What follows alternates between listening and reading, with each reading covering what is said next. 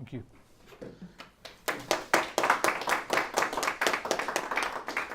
Thank you very much for that lovely introduction. So, assalamu alaikum and good evening, everyone. It's wonderful to be here and to be able to present to you some of the findings of my research. I would probably argue I'm only going to cover maybe 0.01% of the entire thesis today. But I want to thank everyone at the Centre for the Study of Islam in the UK, especially for making this possible. I hope that you'll enjoy the presentation today as much as I'm hoping to enjoy it myself too as well. So before I kind of start, I just want to say that in order to make this sort of presentation accessible and to stick to my time limit, I'm going to resist the temptation to use too much technical jargon, and that also sort of allows me maybe to go off on a tangent every now and then as well. So you'll have to forgive me if I sometimes go off on a tangent, because something will come into my mind, and I'll try and share that with you as well. What's my research about? That's the first most important question. We've heard a number of words, Darul Uloom, ethnography being mentioned. So the title of my thesis is The Formation and Training of British Muslim Leadership, an ethnography of a Darul Uloom in Britain. Two words in there require further explanation. And the first one is ethnography. So ethnography is the study of people and cultures, which in my case is a Darul Uloom. This is the equivalent, though not the same, as a religious seminary. And there are important differences between a Christian or a Jewish theological colleges, and I've kind of outlined them in my thesis there as well. So the Darul Uloom in particular traces its lineage through the madrasa system of education. This emerged during the formative period of Islam to become the primary institution for the systematic dissemination of knowledge. Such institutional forms of learning and authority remain central to the Islamic tradition even today. As for the modern Darul Uloom, if I can use that word, this emerged in the context of the decline of the Mughal Empire and the rise of British rule in South Asia. There's a whole history that I'd need to go through to explain that in more detail.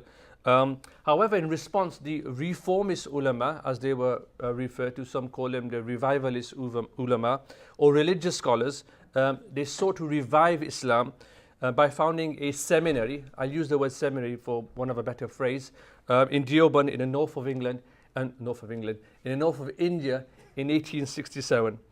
Since then, its graduates have been involved in setting up madrasas all over the globe. So there are darulooms all over the globe. And some people have placed Deoband, or the franchise of Deoband, if you like, second only to Al-Azhar in Cairo in terms of its impact that it's had. The 1960s and the 1970s, before I go on, I just want to mention this sort of a nostalgic moment. When a few years ago, I met Barbara Metcalf, who's one of the authorities in terms of the early history of the Darul in Deoband, and I managed to speak with her and share some sort of reflections, and she gave me a copy of her book with her signature there to wish me well on my research many years ago. So the 1960s and the 1970s witnessed the arrival of large numbers of South Asian Muslim migrants to the UK, primarily for economic reasons. Among them were the Deobandis, as they are now referred to, or they are referred to, and they've been the most successful in the transplanting of Darul Ulooms in modern Britain for both boys and girls. The dominance of the Deobandis in establishing institutions can be gauged by Ron Gies's study, which counted around 30 seminaries, of which around 80% of graduates come from Deobandi seminaries themselves. In my thesis, in more detail, I argue that that number is likely to be much more higher for a number of reasons. So madrasas in South Asia, they've received a lot of attention. However, the Darul Ulooms in Britain are the least researched from the various institutions that provide religious education in Britain. Gaining access has been a challenge. These are some of the pictures of some of the earlier Darul Ulooms that have been set up in Britain. So gaining access has been a particular challenge. The main reasons for this is the current socio-political climate facing Muslims in modern Britain, and the general antipathy of religious scholars towards social scientific research. Often when I was conducting my research, many people would come to me and say, what's the point of like spending time in a Darul? You know, why do you need to write about, like they just couldn't understand why I would want to spend time in a Darul writing about what life is like in a Darul. As a so-called insider, there were a number of hurdles I had to overcome. As a former graduate student of the Darul, there were a number of hurdles I had to overcome. And the most significant of them, this talks about the idea that it wasn't so much getting access, it was more so about getting approval. So getting access as an insider was relatively a formal process. But for me as an insider, it was more about getting the approval of my teachers. And so once I got the approval, I was with the thumbs up there. A so-called insider. So as a so-called insider, I had a number of challenges that I had to overcome. The most significant of them was the lack of critical distance by virtue of over-familiarity. I've spent time in the Darul Uloom. One could argue that I'm too close to my field site, and so how would I maintain that critical distance? So I adopted a number of strategies to make the familiar strange. For example, before my fieldwork, I spent significant time immersed in two very different Christian Anglican theological colleges, one in Wales and one in England. So even though they were part of the same faith tradition, I was able to observe firsthand intra-religious differences between the Christian denomination, and that sort of helped me to maintain some sort of critical distance and sort of get that distance from the Darul Uloom when I went in for fieldwork. I also spent a lot of time reading around Christian theological colleges, and in my thesis I try and attempt to interweave a lot of my observations and analysis and compare with Christian theological and Jewish theological seminaries as well. It's also my claim to fame, by the way, to be the first imam, as far as I'm aware, to spend significant time immersed in a Christian theological college as well. So my research, therefore, offers for the first time substantial account of religious training in a single Darul Uloom, and is underpinned by three important research questions. Number one, what or who inspires young British Muslims to acquire a deep personal understanding of their faith? What are the process of intellectual, spiritual and cultural formation within a British Darul Uloom? And thirdly, and to what extent does this training prepare students for religious leadership roles in modern Britain? Before I move on, it's also worth noting that much like Muslims in Britain who are not a homogeneous group, there is so much intra-religious diversity or intra-Darul Uloom diversity amongst themselves. Someone who's an insider will instantly recognize the differences between the different seminaries amongst themselves as well. To answer my questions, what I did was I spent 14 months immersed in the Darul Uloom, engaged in what's called participant observation to provide thick description within the four walls of a Darul Uloom. This included, for example, student engagement with knowledge, with text, their relationship with their teachers, this idea of sohbah and their relationship with their teachers, their achievements when they finished text or when they graduated or when they passed their exams, their doubts about what would happen once they graduate from a Darul Uloom and what sort of world would they re-enter, if you like, and what sort of career would they go into once they finish from a Darul Uloom, and the challenges that they face within the Darul Uloom, but also once they've graduated from the Darul Uloom. So when they come across Muslims who have a different persuasion, who have a different training, or who have a different background, how do they navigate themselves in the real world? And also I looked at the different aspects of the worship that they engage in, which punctuates their daily routine. Altogether, I conducted 41 interviews, of which 24 were formal, recorded and transcribed. Before I move on to, in terms of discussing the topic for today, I also want to just give you a bit of a background in terms of what I actually found. These are some pictures that I took of the Darul Uloom with permission. So just to give you an idea of what life's like in a Darul Uloom. So this is like an assembly. This is a classroom. You'll notice that students sit on the floor and study texts or kitabs. And I've spent a whole discussion around why that's a significant element in the tradition of the Darul Uloom, the sitting on the floor with a text sort of raised above the student and so forth. This is sort of the area where students come in and remove their shoes, so the idea of removing shoes before you enter the building. This is the prayer room where they spend their time praying and studying. This is a classroom, as you can imagine. As you can see, the classroom is a very tight space. Many students are all sort of sat together studying text with a teacher just behind them there. And this is some of my data that I was analyzing. So what did I find? So there's much I can discuss, but I'm going to summarize in terms of my main findings for my chapter. What emerged from my research is a fascinating insight into a tradition that is experiencing evolution. I've used the word evolution on purpose because I feel like it's changing or adapting regularly. This is led by a young generation of scholars acting as bricoleurs, which means that they are creating new forms of hybridization while remaining within the ambit of tradition. My thesis also challenges the commonly held view that Darul Ulooms are engaged primarily in producing imams while producing alternative ways of conceptualizing religious leadership.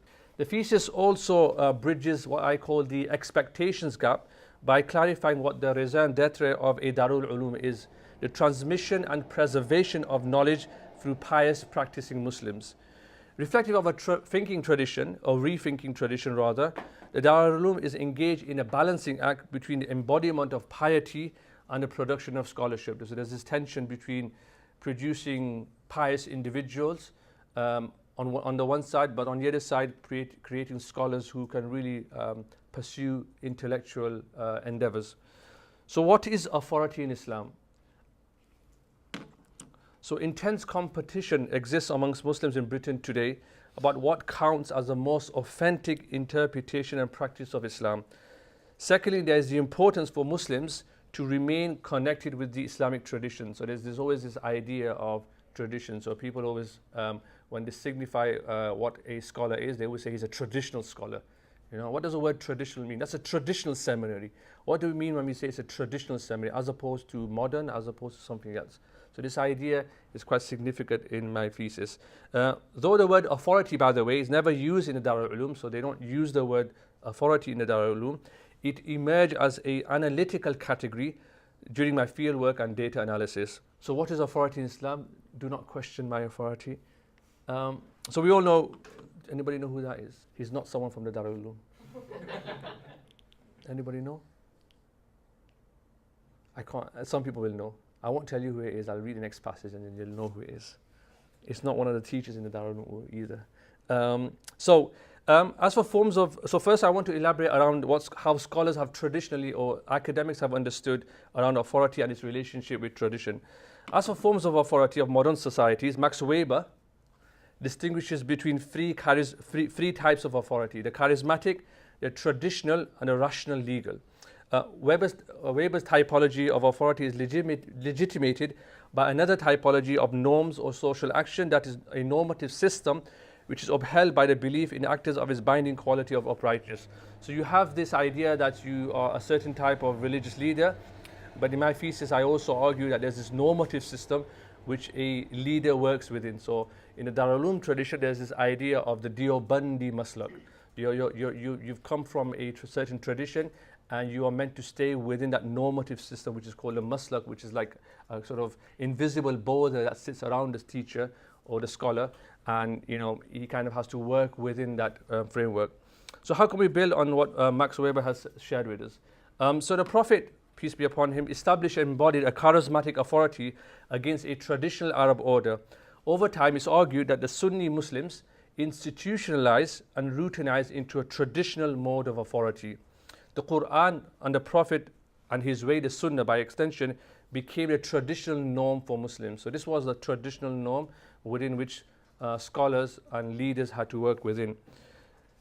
And then I sort of built on that theory and developed this one as a starting point to say that due to the absence of a formal institution of authority in Islam, alongside the needs of the Muslim Ummah at this moment in time, or at that point in time, the ulama were constructed as the de facto religious authority on the interpretation of Islam. You can see the circle going around clockwise. This is because, and this is really important, of their perceived competence and special understanding of God's instructions. Therefore, a combination of traditional norms, the needs of the Ummah, and social perception defined authority at this point in time. Building on this super summarized understanding, I would now like to move on and look at modalities of authority within the Darul Uloom. So the teaching staff in this particular Darul Uloom, you can split them into three categories, three types. You have the senior staff, there are around 11 senior teachers, 4 junior teachers who make up the second group of teachers at the Darul Uloom.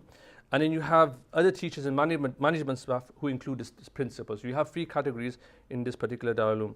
Now, all the senior teachers, interestingly, have all received their training in South Asia. So that's where they've learned, where they've studied, and they've made their way over to Britain. And they are all, interestingly, above the age of 50 as well. The junior teachers, they've received their training in modern Britain, and they are all under the age of 30. Interestingly, in Darul Uloom, unlike many other places, staff turnover is literally 0. So once you enter Darul Uloom, you're probably never going to leave as a teacher, right? And it's an honor for teachers to be able to teach in a Darul Uloom. It's a form of like social or cultural capital. That, you know, something you can talk about and say, well, I teach in a seminary. And it's a form of authority that you can use, I guess, in a Darul Uloom. So during the course of my observation, what I was able to do was I was able to observe one of the senior teachers or shadow one of the senior teachers for a period of 24 hours. And I wanted to do this because I noticed very early on in my research that even within the senior teachers, there was a different type of authoritativeness amongst senior teachers within that group of people as well. So I asked one of the teachers, is it okay if I spend 24 hours just walking around with you and seeing what your day is like? And this alerted me to an appreciation of how a unique form of authoritativeness is construed. And this also forms the first building block in my attempt to theorize the modalities of authorities in a Darul Uloom. So what I observed from this Mufti was someone deeply immersed in teaching, learning, praying, and serving others. For example, aside from the mundane activities of eating and sleeping, he literally spent his entire time studying and teaching. That's all he literally did, and he was an incredibly busy man. He also, in his time, acted as a spiritual guide for many people, would come to him and seek out religious advice and counsel as well. So I argue that one of the ways authority is construed in Islam, at least by observing this particular teacher, is that the social perception of sustained piety and depth of religious learning and its embodiment was what made him, in the eyes of many, a religious authority. Moreover, my use of the adjective sustained implies that this is not something that's performative. They're not acting it out, but something that has become a habit or a malaka, as we call it in Arabic, over time. So this is something that they've embodied, and this is something that they do as a matter of habit. So authority here is understood in terms of the Holy Trinity, if you like, of piety, taqwa, knowledge, ilm, and awe, ru'b. The third one here is the cumulative effect of the first two. So this is ways I kind of think about how authority is constructed amongst senior teachers or the elders in the Deobandi world. He was actually one of the 2 teachers that embodied this type of authority. So there was something about, I tried to understand what was it about these 2 teachers that was unique, that made them an authority. So it was noticeable when they walked into the seminary that their presence was there. People felt that their presence was there. The senior teachers had a great amount of respect for these teachers as well. So I've talked about senior teachers there, but I also want to talk about the remainder of the senior staff who acquire their authority not by what I've just talked about, but by text. So authority, when it's based on text, for them comes from a combination of teaching a greater number of hadith and fiqh texts, and consequently less of other texts. So in the Dars-e-Nizami, which is the syllabus that they teach from in the Darul Uloom, or they adopt in the Darul Uloom, it was the fact that if you taught hadith text, if you taught fiqh text, this was a sign of your greater level of authoritativeness. And one of the ways I think this is important is the Prophet in Islam is the ultimate authority, if you like. Right? He's the embodiment of the ultimate authority. To teach hadith is to signify somehow that you are connected to that ultimate authority. In fact, I do like a weighting in my thesis where I look at how much of their fiqh and hadith text combined makes them more significant. And the interesting thing is that the more hadith you teach, the greater your authority is. And in the Dars-e-Nizami, in the final year, it's a 6-year course, it's almost entirely based on hadith studies. So there's a great emphasis for a number of reasons as to why they teach hadith. So here I have a little diagram, and I sort of do some quantitative analysis. So my economics has not been wasted, and my mathematics experience has not been wasted. And I've kind of theorized and used this to show that as you work your way up, you have less text, but you teach more of the hadith and fiqh text. And I've been able to prove that, I hope, through this analysis. So this is not very different to modern universities, by the way, when new lecturers are given teaching roles that involve undergraduate students, whereas more senior professors, I'm not mentioning any names, are allocated postgraduate work and supervision of doctoral students. Moreover, all the senior teachers, besides the text, have acquired their learning in South Asia, and they act in many ways as the authoritative bridge, because in a Deobandi tradition, there's this great emphasis of being connected to the motherland, which is India now. And I call this the maslak, but in my thesis, I refer it to as the particular tradition. So it's a tradition within a tradition. So you have the tradition of the Prophet, alayhi salatu salam, and then you have this Deobandi maslak, which is a tradition within a tradition. And so they are connected to them not only geographically, but also intellectually. And so that gives them a greater sense of authoritativeness compared to the younger students. And so I've just adopted sort of a quote from Ibrahim Musa, who wrote a book on madrasa education in South Asia. So this idea of maslak is quite significant, and in my thesis, I discuss how significant this is going to become as we move more away from the founding fathers, what's called the Akabir. So this idea of the founding fathers of the Deoband in 1867 and the early founding fathers, and as we move away geographically and through time away from them, how significant will this maslak become? How significant will this identity of being a Deobandi become as we move away? So the 4 junior teachers, and I just want to talk about the 4 junior teachers because they're significant. They're all graduates from the same Darul Uloom, so they haven't studied in South Asia, or at least not for a significant amount of time, and they are all under the age of 30. So aside from being graduates, they also have other qualifications, which is very, very interesting, secular qualifications. So many of them have pursued or completed further education at university as well. All of them, as I've mentioned before, see it as a privilege to teach at the Darul Uloom. So they see it as a sort of badge of honor to teach at the Darul Uloom. And in most cases, they teach the early years of the course that they teach there. So it's a 6-year course. They teach the early years of the course as well. Interestingly, because they speak English more often, and I talk about this in my thesis about the language. So this discussion about the use of Urdu, which is the lingua franca that's been used in Darul Ulooms, and how that's changing or evolving to English gradually through the younger teachers, and the impact that's going to have on education. So many of the younger teachers in this particular seminary, they've translated many of the texts into English, and they've made them accessible. So not only have they translated them, they've also made it much more accessible in the way they present the text as well. So these are changes that are taking place in the seminary as well. Interestingly also, that they also teach in the Darul Uloom in the secondary school. So they have a secondary school within the seminary. So they are not only teachers of the traditional quote-unquote studies, but they also teach in the school as well. And that has an impact because they bring in practices that they've learned in the school into the traditional studies as well. And they're also teachers who spend a lot of their time in the Darul Uloom. So the senior teachers, usually they come in at 8 o'clock in the morning, and because they're imams and they're really, really busy, by 12 o'clock they've gone home. So the students don't get as much exposure to the teachers as maybe in a traditional madrasa environment, because there was this idea of suhbah, of spending time with the teacher and being molded by the teacher. So what impact will this have on the students as they graduate? The idea they haven't been able to spend time with the senior teachers who are part of the maslak, the particular tradition, and also have a different type of experience of teaching Islam. So I explore this in my thesis as well. However, interestingly as well, the junior teachers, they possess authority in terms of the operational aspect of the Darul Uloom. So in terms of how it's run, they are the ones in many ways who decide what goes on in the Darul Uloom as well. And that's interesting as well. So this is a sort of another modality of authority, which is an operational form of authority within the Darul Uloom.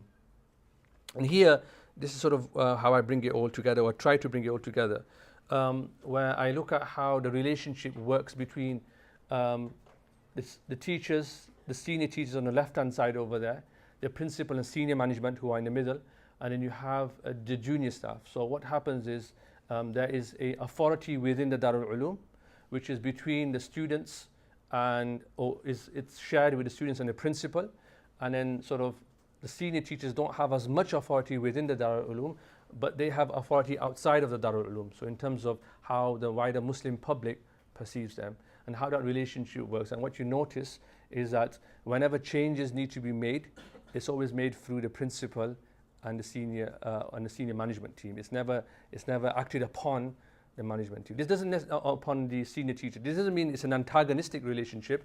It's purely because the senior teachers are just too busy and they don't really have time to get involved in the day-to-day running of the Darul. But what really happens and who really shapes the Darul are the people in this circle here. So they are the driving force behind many of the changes in the Darul Uloom. For example, they are focused on student learning and engagement, and they've translated many texts like I've mentioned before as well.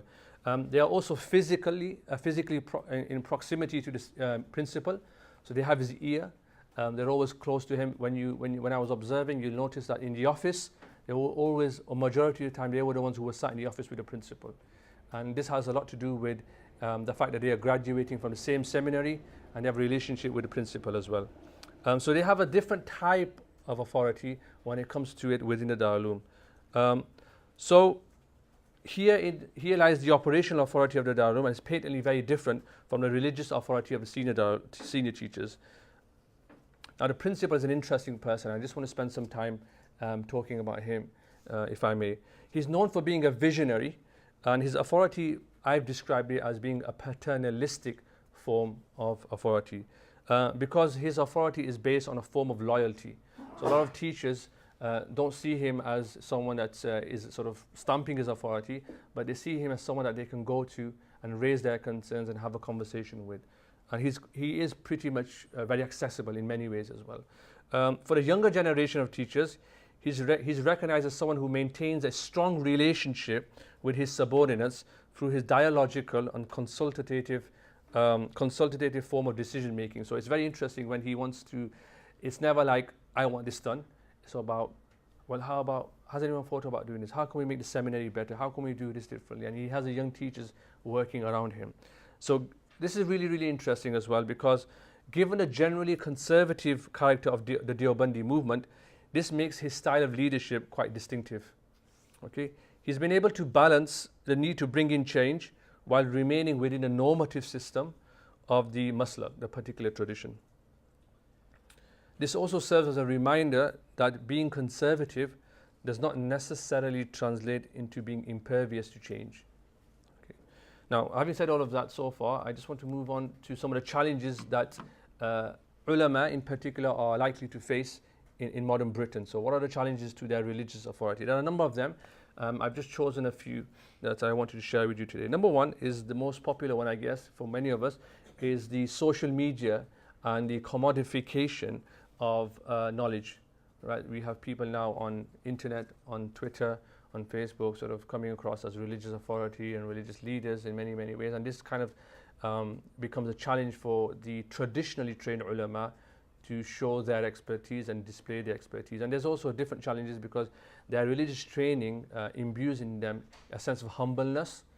So the idea of going on social media and throwing yourself out to the world sort of contradicts, if you like, or there's this sort of internal challenge of, well, do I really want to go onto Facebook and show off and, you know, tell everyone how clever I am?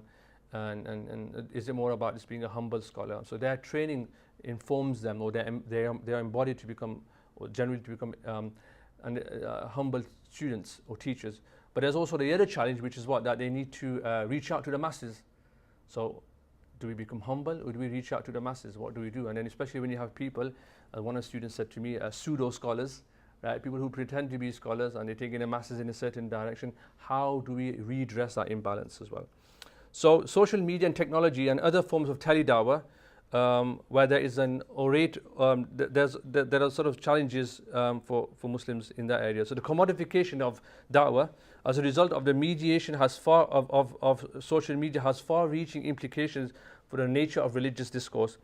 The representation of religion and the potential for religion to play a central role as a force of social change. So how do young ulama, how do young graduates address these challenges? So one of the students said to me, for example, that, you know, I can't go on social media unless I wear a cap and I wear a thobe Otherwise, my teachers will, have a go at me. But then I need to reach out to younger people. And if I wear a cap and a thobe, younger people are not going to really find me someone that they can relate with. So they have this internal challenge that they have to deal with. And this idea that if you start dressing less religiously, you might be sort of given a slap on the wrist to move away from the maslak as well. And you've been sort of, you're not quite close to the tradition as well. So there's this internal challenge that students have to deal with as well.